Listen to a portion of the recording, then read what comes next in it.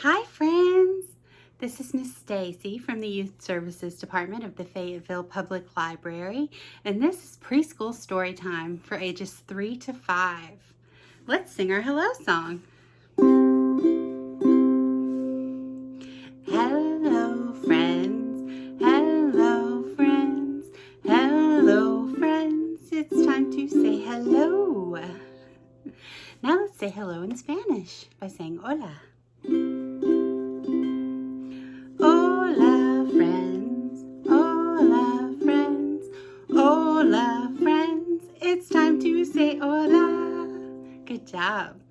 Now let's say hello in Hawaiian by saying aloha. Aloha friends, aloha friends, aloha friends, it's time to say aloha. Today's story time is about monsters. I love story time about monsters. And if you wanted to say monster in American Sign Language, it's the most fun sign ever. You put your claws up like this. Monster. Monster. Good job, friends. Our first book today is called Monster Chefs by Brian and Liam Anderson. You see all the monster chefs?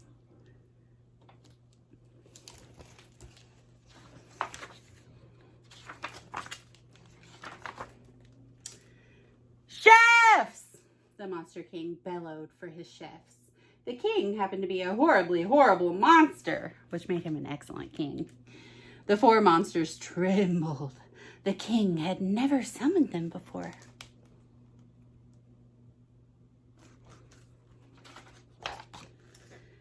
I am tired of eating only eyeballs and ketchup, roared the king.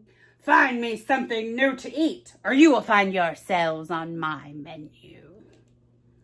Fur flew and hats fell. You see, monsters, as far back as any monster could remember, only ever ate eyeballs and ketchup. Have you ever eaten eyeballs and ketchup? Ew. The chefs trudged away from the castle in different directions. He's a scary king. The first chef blundered north through prickly forests and rolling mountains until there was only snow and ice as far as the monster could see, which is quite far indeed. I have traveled as far as I can go, he wailed, and I have not found one new thing for my king to eat. The chef slogged back toward the castle, his tentacled head slumped low. Just then he glimpsed a tiny, furry creature hopping through the snow. He snatched it up and sniffed it with his shriveled snout.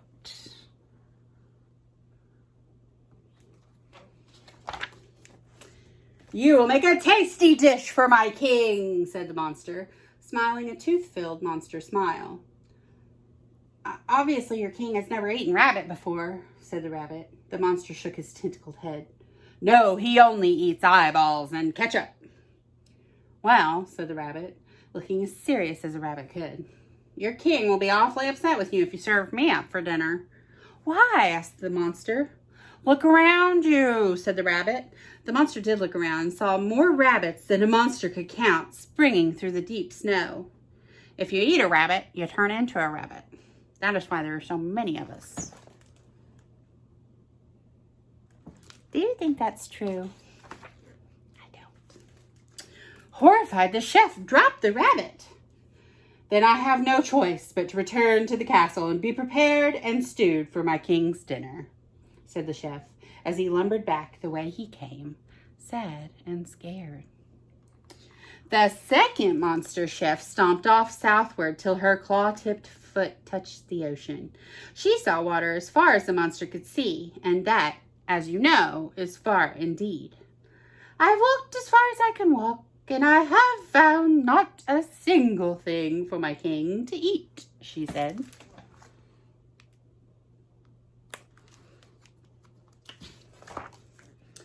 As she watched her tears fall into the ocean, something scaly swam between her mossy toes. She scooped it up. Oh, I'm happy to have caught you, she said. My king will find you scrumptious. Now, the fish was from a school, so it was quite smart. Your king will be cross with you if you served me up for his supper, it said. And why is that? Asked the monster. Everyone knows that if you eat a fish, you turn into one, said the fish. That is why the ocean is crammed full of fish. So the chef dropped the fish back into the ocean and shuffled back the way she came. He looks pretty pleased with himself, doesn't that fish?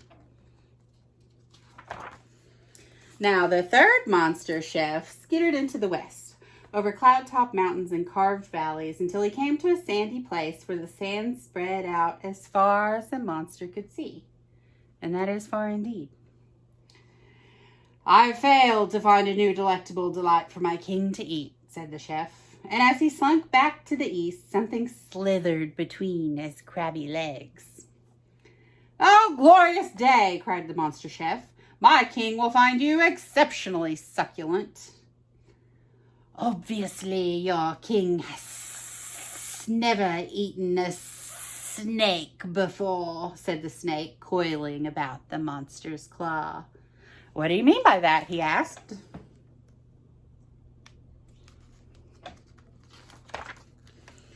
Look around you, said the snake.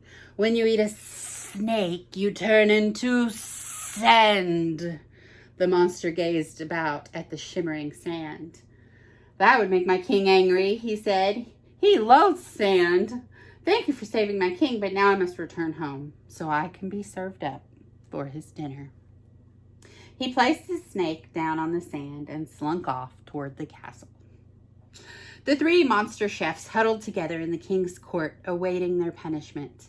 The king, spit seething from his massive mouth, glared down at them. Not one of you has found something new and tasty for me to eat, roared the king, spattering the chefs with globs of green drool. I shall now eat all three of you. The king paused, raising his single hedge-sized eyebrow. Can you raise one eyebrow?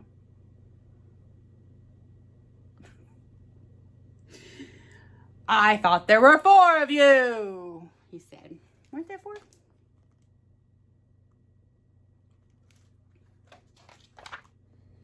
As the king proceeded to count the chefs with his taloned fingers, the fourth chef bounded into the court. And I suppose you have also failed to bring something savory to eat, said the king. Please slather yourself in ketchup, as I am outrageously hungry and wish to devour the four of you right now. Wait, your hideousness, said the fourth chef.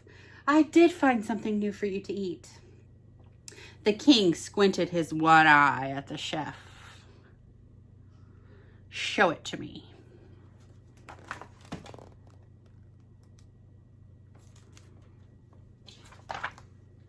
The fourth monster chef gingerly lifted his chef's hat. The others gasped at what stood atop the chef's furry head.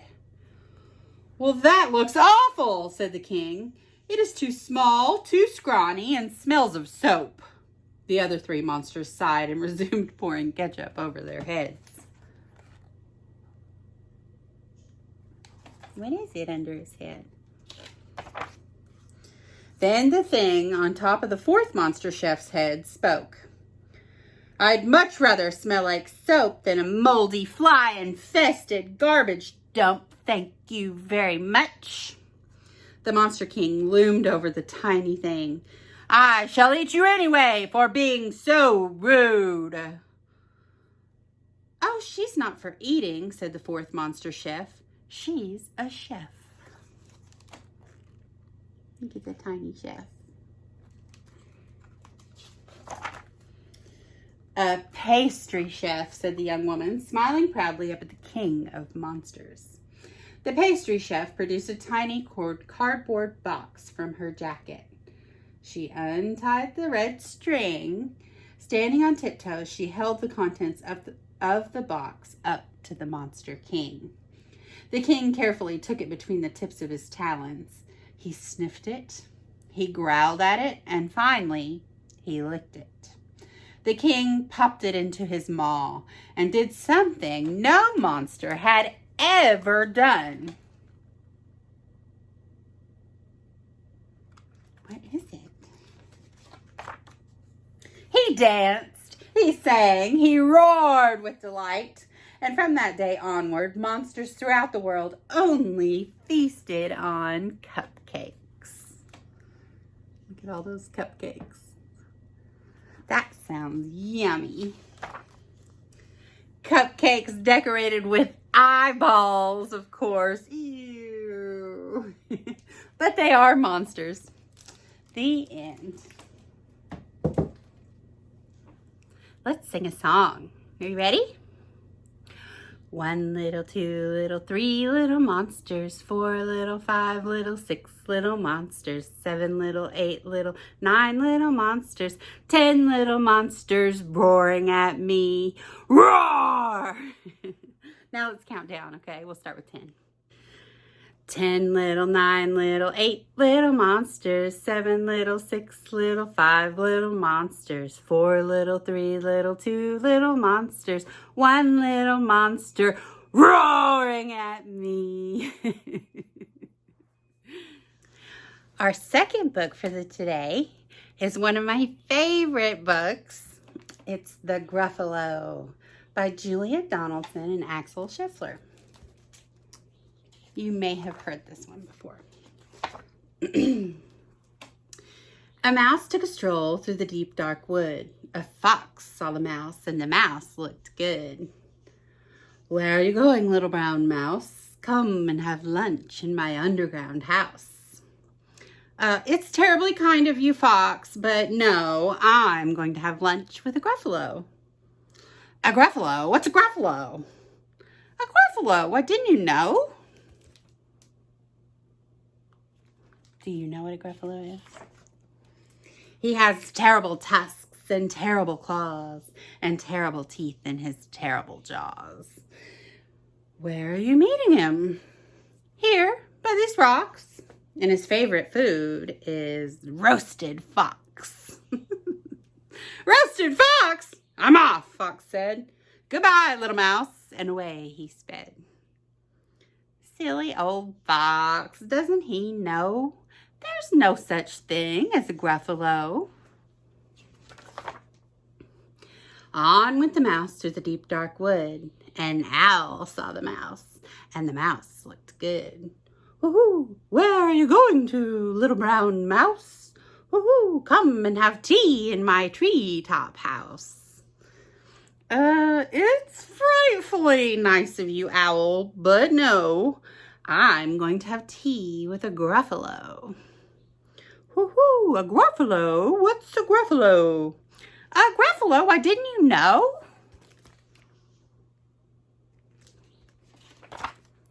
He has knobbly knees and turned out toes and a poisonous wart on the end of his nose. Woo-hoo, where are you meeting him? Here, by the stream, and his favorite food is owl ice cream. Owl ice cream, to-wit, to-hoo. Goodbye, little mouse. And away Owl flew. Silly old owl, doesn't he know there's no such thing as a Gruffalo? On went the mouse to the deep dark wood. A snake saw the mouse, and the mouse looked good. Where are you going to, little brown mouse? Come for a feast in my log pile house. It's wonderfully good of you, Snake, but no, I'm having a feast with a Gruffalo. A Gruffalo? What's a Gruffalo? A Gruffalo? Why, didn't you know?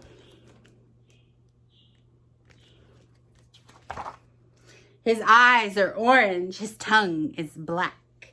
He has purple prickles all over his back. Where are you meeting him? Here, by this lake, and his favorite food is scrambled snake. Scrambled snake! It's time I hid. Goodbye, little mouse. and away Snake slid. Silly old Snake, doesn't he know? There's no such thing as a Gruffalo.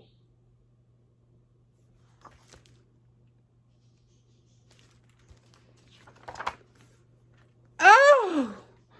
But who is this creature with terrible claws and terrible teeth in his terrible jaws? He has knobbly knees and turned out toes and a poisonous wart on the end of his nose. His eyes are orange, his tongue is black. He has purple prickles all over his back. Oh, help! Oh, no! It's a Gruffalo!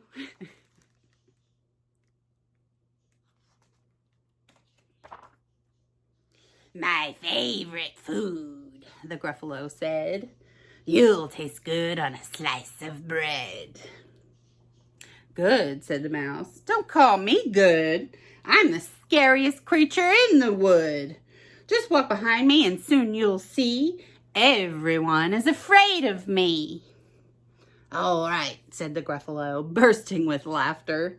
You go ahead and I'll follow after. They walked and walked till the Gruffalo said, I hear a hiss in the leaves ahead. It's Snake, said the mouse. Why, Snake, hello. Snake took one look at the Gruffalo. Oh, crumbs, he said. Goodbye, little mouse. And off he slid to his log pile house. You see, said Mouse, I told you so. Amazing, said the Gruffalo. They walked some more till the Gruffalo said, I hear a hoot in the trees ahead. It's Owl, said the Mouse. Why, Owl, hello. Owl took one look at the Gruffalo. Woohoo, oh dear, he said. Goodbye, little mouse. And off he flew to his tree-top house. You see, said the Mouse, I told you so. Astounding, said the Gruffalo. They walked some more till the Gruffalo said, I can hear feet on the path ahead.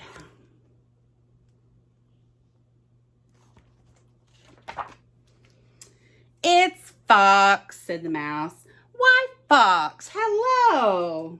Fox took one look at the Gruffalo. Oh, help, he said. Goodbye, little mouse. And off he ran to his underground house. Well, Gruffalo, said the Mouse, you see, everyone is afraid of me. But now my tummy's beginning to rumble, and my favorite food is Gruffalo crumble. Gruffalo crumble, the Gruffalo said, and quick as the wind he turned and fled.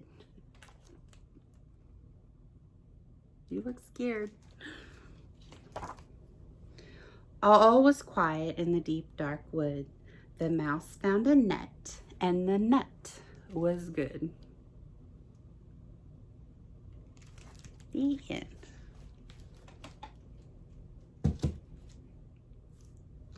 Let's sing another song. If you're a monster and you know it, snort and growl. If you're a monster and you know it, snort and growl. If you're a monster and you know it, and you really want to show it. If you're a monster and you know it, snort and growl. If you're a monster and you know it, smack your claws. If you're a monster and you know it, smack your claws. If you're a monster and you know it, and you really want to show it. If you're a monster and you know it, smack your claws. If you're a monster and you know it, wiggle your warts. If you're a monster and you know it, wiggle your warts. If you're a monster and you know it, and you really want to show it. If you're a monster and you know it, wiggle your warts. This is the last one. If you're a monster and you know it, give a roar. Roar! If you're a monster and you know it, give a roar. Roar! If you're a monster and you know it, and you really want to show it. If you're a monster and you know it, give a roar. Roar! Good job, friends. Our last book today is called Mrs. Muthley's Monster by Sarah Dyer.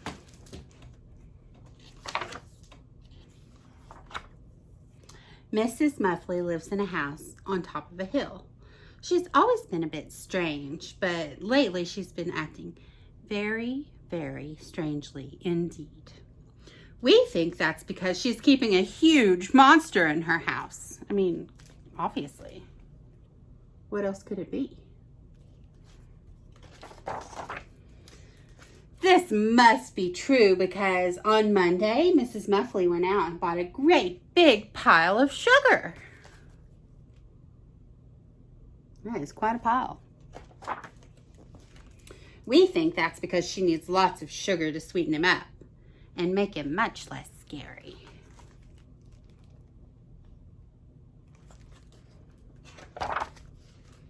On Tuesday, Mrs. Muthley went out and bought 27 dozen eggs.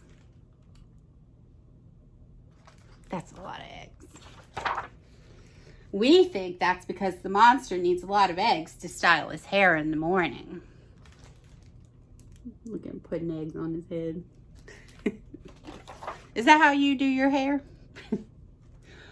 On Wednesday, Mrs. Muthley went out and bought 58 packs of butter. It's quite a lot of butter. We think that's because the monster has the roughest feet in the world. He needs the butter to soften them up.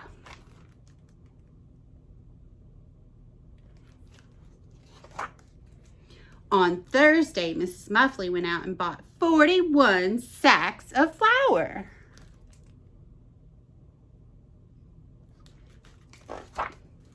We think that's because the monster uses them as pillows to sleep on at night.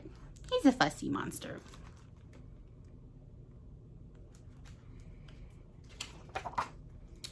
On Friday, Mrs. Muthley went out and bought 464 jars of jam. Whoa.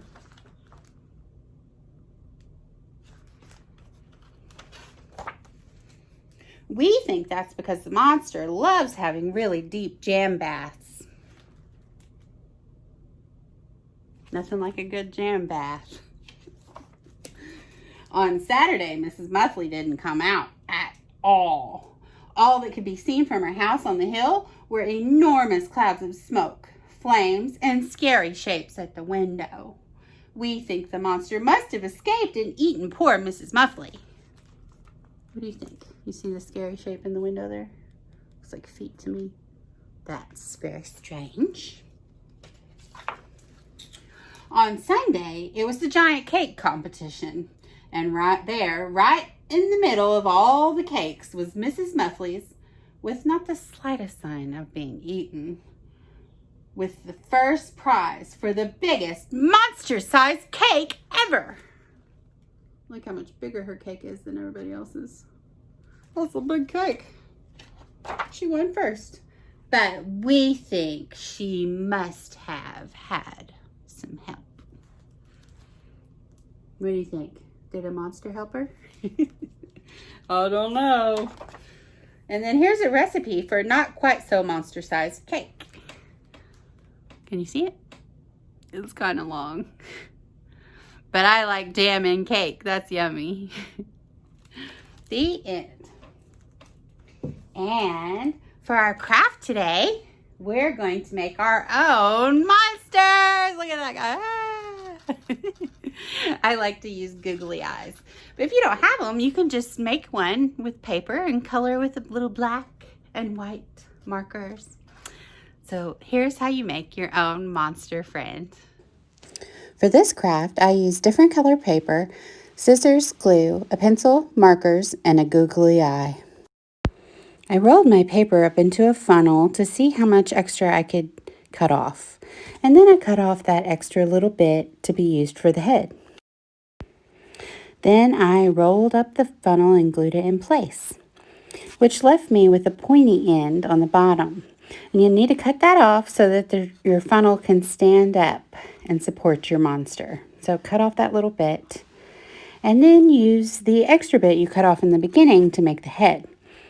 I started by gluing the googly eye in place. Then I drew a silly mouth. I put glue on one end so I could roll my paper up into a little circle. And then I kind of squished it flat so I could cut across into the bottom. So you see I cut it one way and then I cut it the other so that it ended up looking like a little T. Then I wanted to add horns. So I drew one big horn and cut that out. And then I cut it in half again. I added a drop of glue to the end of the horn, and then I attached the horns to the inside of the rolled up head. I thought the monster could use some crazy green hair, so I drew some and cut it out. I folded a little flap so that I could have a surface to attach to the head, and I added glue on the flap. Then I attached the hair to the top of the monster's head and slid the head onto the funnel. I wanted the monster to have crazy red wings, so I drew some on a piece of paper, just like the horns, and cut that shape out. Then I cut that in half again. I folded flaps to give me a surface to attach to the funnel, and I added glue along the flap. I attached the wings to the side of the funnel, and voila! I had a crazy monster of my own. I had a great time at story time with you today, talking about monsters and reading monster stories. Thanks for joining me. Let's sing our goodbye song. Goodbye, friends. Goodbye, friends. Goodbye, friends. It's time to say goodbye. Now let's say goodbye in Spanish by saying adios. Adios, friends. Adios, friends. Adios, friends. It's time to say adios. Now let's say goodbye in Hawaiian by saying aloha.